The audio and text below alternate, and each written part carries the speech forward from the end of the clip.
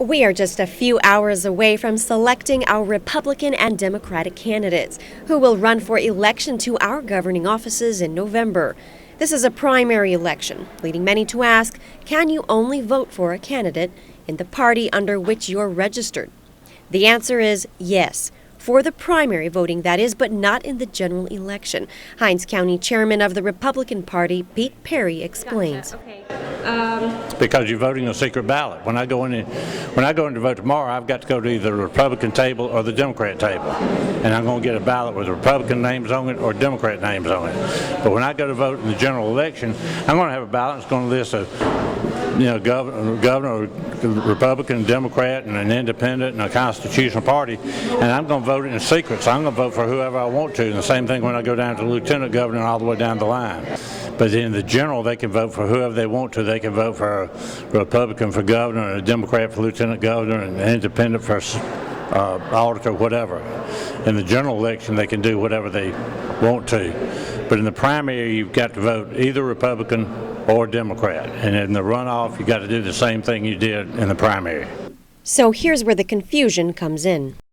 There was a law passed a long time ago that nobody pays any attention to because it is unenforceable and it's also probably unconstitutional. I mean, the law says if you vote in the primary, you got to support that candidate in the general election, but there's nothing that can be done, so that law means nothing.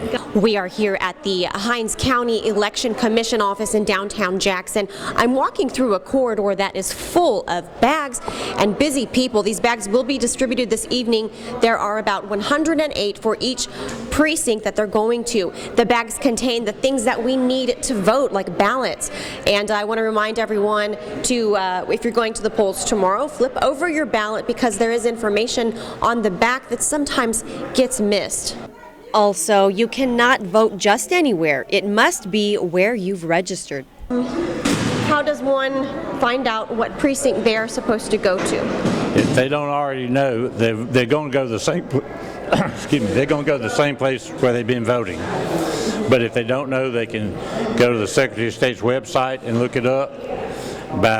Put your street address in there. It will show you what precinct you go to.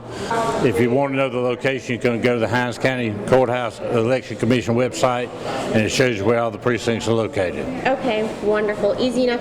Is there anything else that people should keep in mind? What should they bring with them when they go to their precinct? They ought to make sure they bring some form of legal identification, a photo identification.